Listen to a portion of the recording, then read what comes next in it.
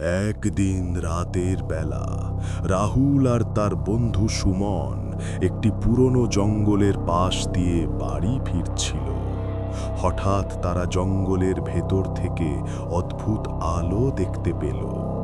কৌতূহলবশত তারা ভেতরে ঢুকে পড়ল। ভেতরে ঢুকতেই চারদিকে অদ্ভুত নীরবতা।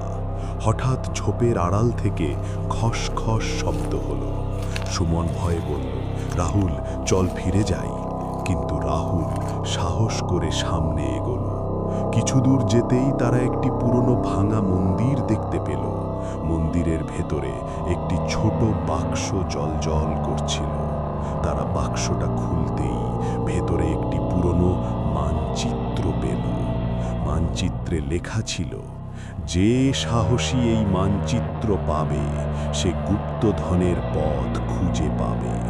ঠিক তখনই পিছন থেকে আবার সেই খসখস শব্দ হলো।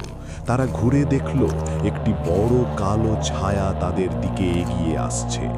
রাহুল আর সুমন দৌড়তে শুরু করলো, কিন্তু তাদের মনে একটাই প্রশ্ন ঘুরছিল, ওটা কি মানুষ ছিল নাকি জঙ্গলের কোনো রহস্যময় প্রহরী? গল্প এখানেই শেষ নয়, কারণ মানচিত্রটি এখনো তাদের কাছে আছে।